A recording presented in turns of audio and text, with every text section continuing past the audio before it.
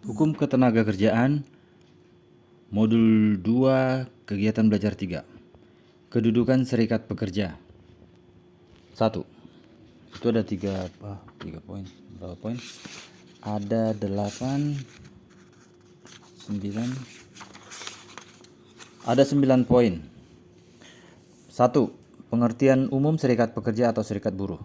Serikat pekerja atau serikat buruh adalah organisasi yang dibentuk dari, oleh, dan untuk pekerja atau buruh, baik di perusahaan maupun di luar perusahaan, yang bersifat bebas, terbuka, mandiri, demokratis, dan bertanggung jawab, guna memperjuangkan, membela, serta melindungi hak dan kepentingan pekerja atau buruh, serta meningkatkan kesejahteraan pekerja atau buruh dan keluarganya. Serikat pekerja atau serikat buruh dibagi ke dalam 2 jenis, meliputi serikat pekerja atau serikat buruh di perusahaan dan serikat pekerja atau serikat buruh di luar perusahaan. Apa yang dimaksud dengan serikat pekerja atau serikat buruh di perusahaan adalah serikat pekerja atau serikat buruh yang didirikan oleh pekerja atau buruh di perusahaan atau di beberapa perusahaan. Contohnya, serikat pekerja atau serikat buruh pabrik tekstil, serikat pekerja atau serikat buruh keramik, serikat pekerja atau serikat buruh pabrik baja. Sedangkan serikat pekerja atau serikat buruh di luar perusahaan adalah serikat pekerja, serikat buruh atau serikat buruh yang didirikan oleh pekerja atau buruh yang bekerja di luar perusahaan.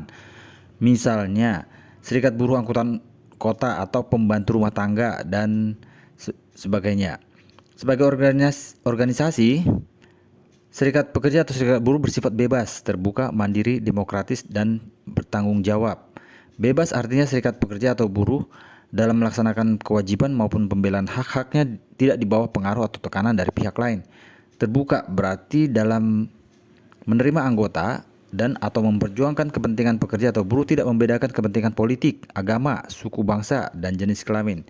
Bersifat mandiri maksudnya dalam menjalankan dan mengembangkan organisasi ditentukan oleh kekuatan sendiri, tidak ditentukan oleh pihak lain di luar organisasi. Demokratis artinya bahwa dalam pembentukan organisasi, pemilihan pengurus, memperjuangkan dan melaksanakan hak dan kewajiban organisasi dilakukan sesuai dengan prinsip-prinsip demokrasi. Bertanggung jawab berarti bahwa dalam mencapai tujuan dan melaksanakan hak dan kewajibannya, serikat pekerja atau serikat buruh bertanggung jawab kepada anggota dan masyarakat dan negara.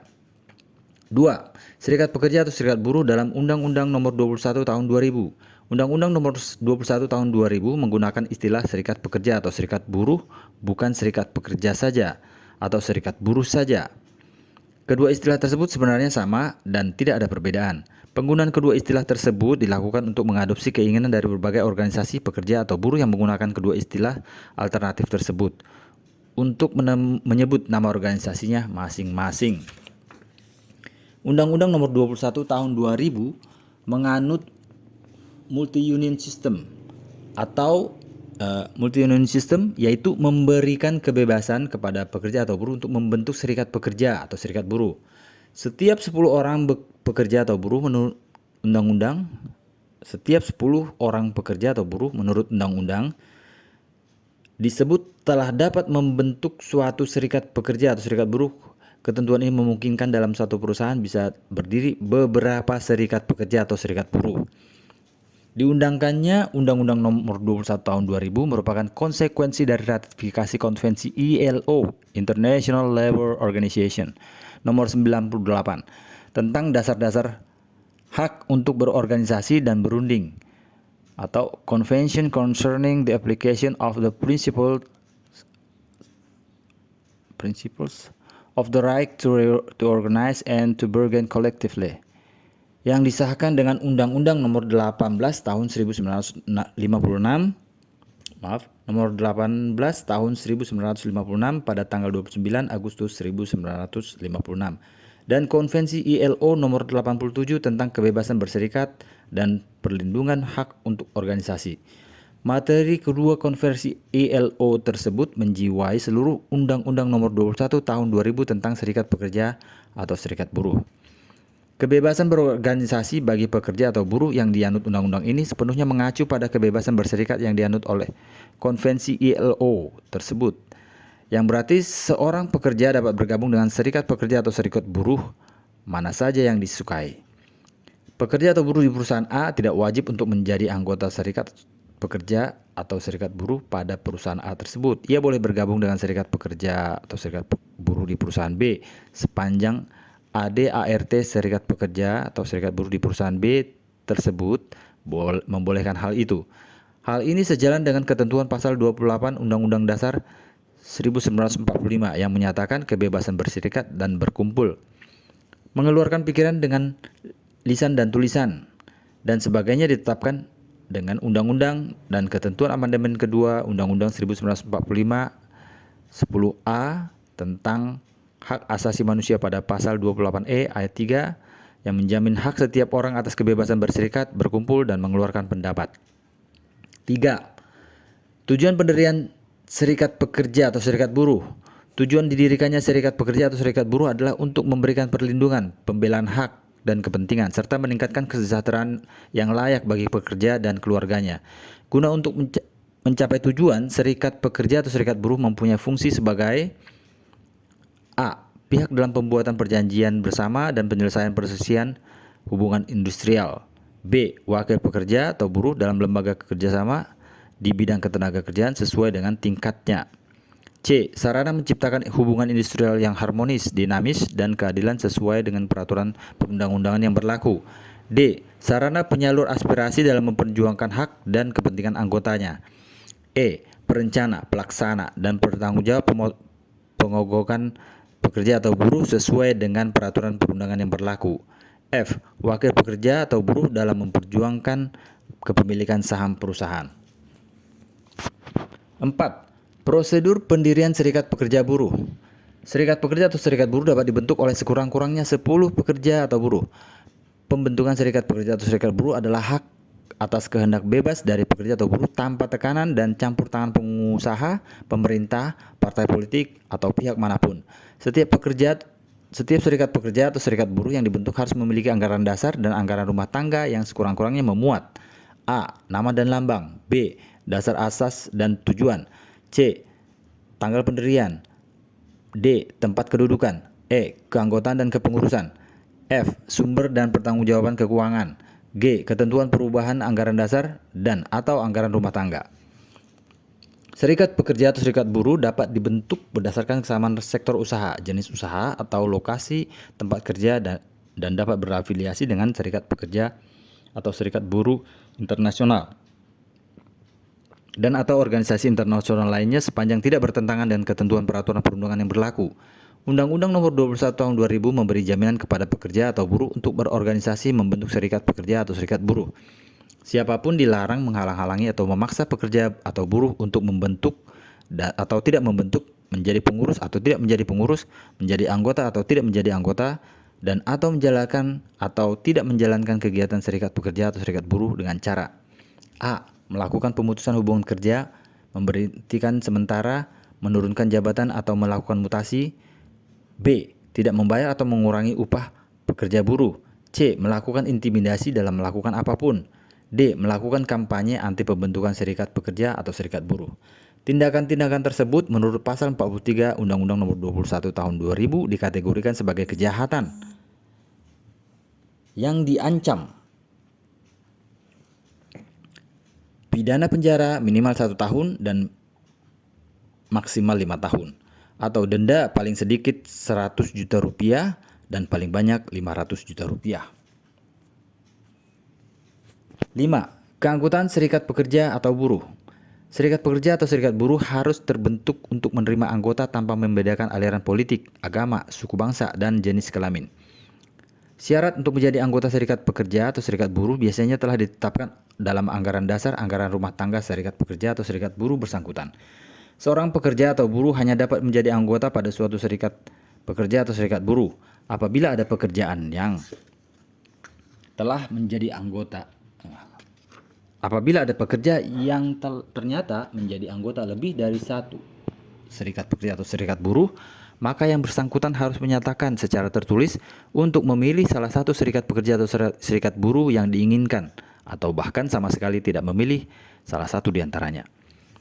Pekerja atau buruh yang menduduki jabatan tertentu dalam suatu perusahaan di mana jabatan tersebut dapat menimbulkan pertentangan kepentingan antara perusahaan dengan serikat pekerja atau serikat buruh atau dengan dirinya sendiri, maka pekerja atau buruh yang menduduki jabatan tersebut dilarang menjadi anggota dan pengurus serikat pekerja atau serikat buruh di perusahaan yang bersangkutan.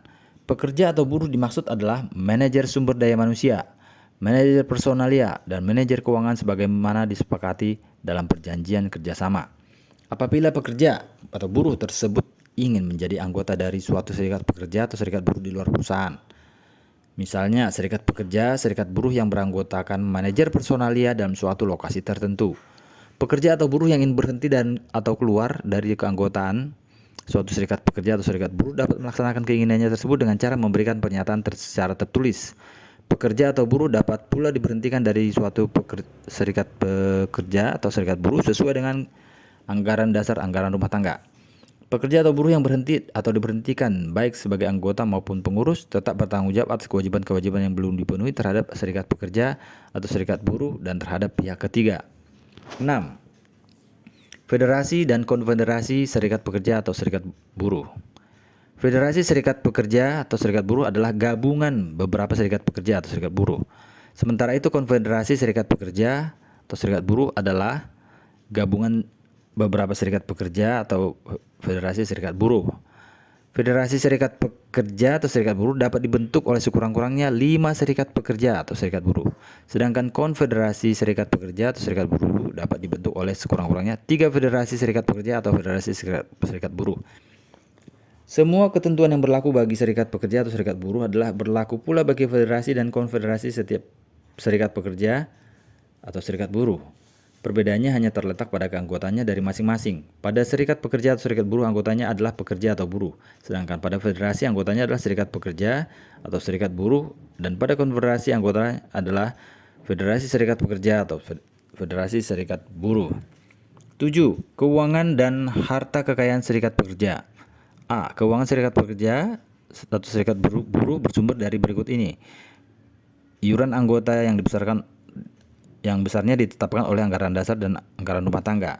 Hasil dari usaha yang sah, bantuan dari anggota atau pihak lain yang sah. Apabila dari bantuan lain tersebut berasal dari luar negeri, maka pengurus serikat pekerja atau serikat buruh harus memberitahukan secara tertulis kepada instansi yang bertanggung jawab di bidang ketenagakerjaan dan digunakan untuk meningkatkan kualitas dan kesejahteraan anggota.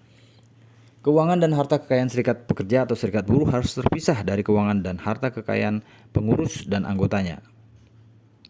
Apabila pengurus serikat pekerja atau serikat buruh akan memindahkan atau mengalihkan keuangan dan harta kekayaan kepada pihak lain atau menginvestasikan dan atau melakukan suatu usaha, maka hal tersebut dapat dilakukan sepanjang diatur dalam anggaran dasar dan anggaran rumah tangga.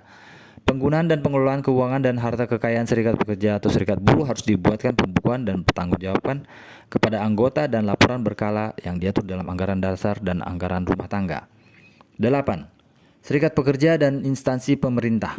Serikat pekerja atau serikat buruh yang telah terbentuk harus memberitahukan secara tertulis kepada instansi pemerintah yang bertanggung jawab di bidang ketenagakerjaan setempat untuk dicatat dan melampirkan berikut ini. A. Daftar nama anggota pembentuk. B. Anggaran dasar dan anggaran rumah tangga. C. Susunan dan nama pengurus. Pencatatan serikat pekerja atau serikat buruh ini merupakan perkembangan baru dalam kebebasan berserikat. Istilah semula dalam rancangan undang-undang adalah pendaftaran yang mendapat kritik dari berbagai kalangan masyarakat karena berkonotasi adanya campur tangan pemerintah dalam pembentukan serikat pekerja atau serikat buruh. Keharusan mendaftar selalu dianggap sebagai usaha menghalangi atau mengurangi kemerdekaan berserikat.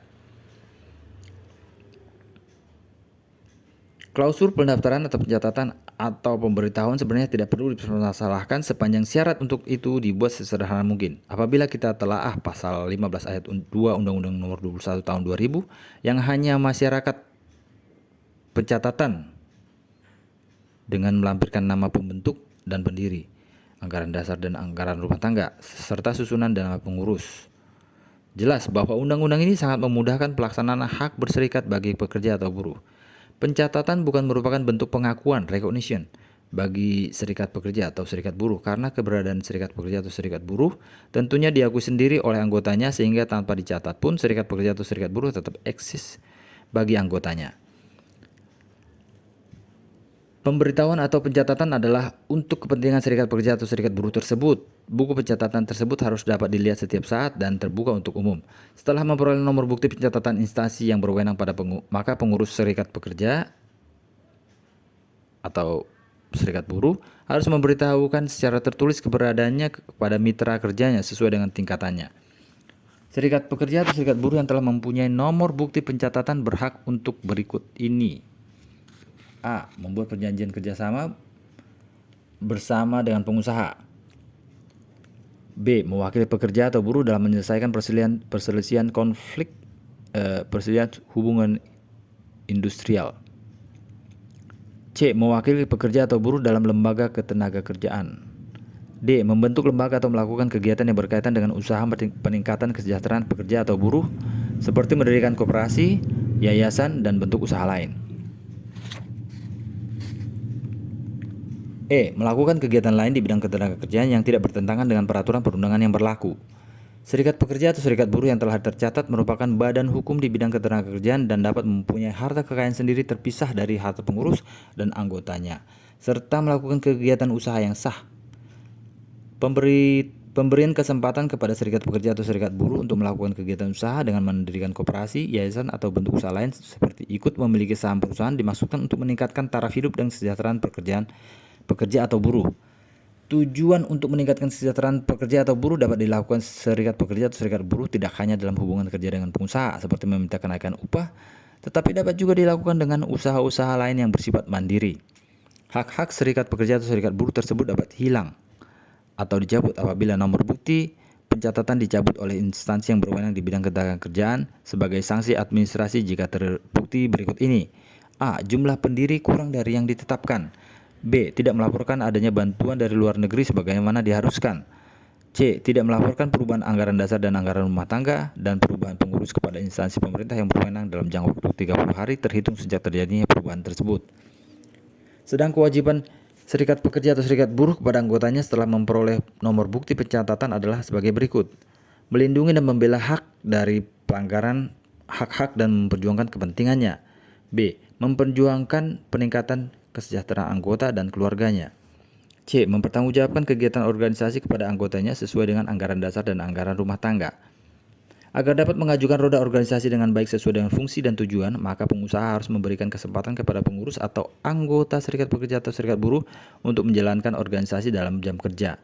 Kemudian dispensasi penggunaan jam kerja untuk menjalankan kegiatan serikat pekerja atau serikat buruh ini biasanya telah ditetapkan dalam perjanjian kerja bersama yang mengatur tentang berikut ini. A. Jenis kegiatan yang diberikan kesempatan. B. Tata cara pemberian kesempatan. C. Pemberian kesempatan yang mendapat upah dan yang tidak mendapat upah. 9. Pembubaran serikat pekerja atau serikat buruh. Serikat pekerja atau serikat buruh bubar apabila berikut ini. A. Dinyatakan sendiri oleh anggotanya sesuai dengan ketentuan anggaran dasar dan anggaran rumah tangga. B. Perusahaan di mana dibentuk serikat pekerja atau serikat buruh tersebut ditutup dan menghentikan kegiatannya untuk selama-lamanya yang mengakibatkan terputusnya hubungan kerja dengan seluruh pekerja atau buruh setelah hak-hak pekerja atau buruh dipenuhi. C. Dinyatakan bubar dengan putusan pengadilan. Pengadilan dapat memutuskan atau membubarkan serikat pekerja atau serikat buruh setelah ada gugatan dari instansi pemerintah jika terbukti serikat pekerja atau serikat buruh tersebut mempunyai atas yang bertentangan dengan Pancasila dan Undang-Undang Dasar 1945 atau apabila pengurus atau anggota atas nama serikat pekerja atau serikat buruh terbukti melakukan kejahatan terhadap keamanan negara dan dijatuhi pidana minimal 5 tahun penjara. Gugatan untuk membubarkan serikat pekerja atau serikat buruh karena pengurus dan atau anggota yang bersangkutan masalah pidana tersebut dapat dilakukan setelah vonis hakim pada kasus pidana mempunyai kekuatan hukum tetap. Pengurus atau anggota serikat pekerja atau serikat buruh yang terbukti bersalah menurut keputusan pengadilan negeri yang menyebabkan serikat pekerja atau serikat buruh dibubarkan tidak boleh lagi membentuk atau menjadi pengurus serikat pekerja atau serikat buruh selama 3 tahun sejak putusan pengadilan mengenai pembubaran serikat pekerja atau serikat buruh mempunyai kekuatan hukum tetap. Ketentuan ini bukanlah untuk membatasi hak seseorang untuk berserikat, tetapi dilandasi pemikiran untuk melindungi serikat pekerja atau serikat buruh secara keseluruhan, yaitu untuk mencegah orang yang kualitas mentalnya tidak baik mengendalikan serikat pekerja atau serikat buruh yang dapat menjerumuskan serikat pekerja atau serikat buruh kembali digugat untuk dibubarkan. Bubarnya serikat pekerja atau serikat buruh tidak melepaskan para pengurus dari tanggung jawab dan kewajibannya baik terhadap anggota maupun pihak ketiga. Maksud ketentuan ini adalah tanggung jawab dalam bidang administrasi, misalnya menyelesaikan utang piutang. Contoh pertanyaan. Dalam kedudukan sebagai anggota serikat pekerja, bagaimanakah kedudukan pegawai kontrak dan burongan dalam serikat pekerja? Dengan kata lain, apakah staf kontrak dan borongan berhak menjadi anggota serikat pekerja?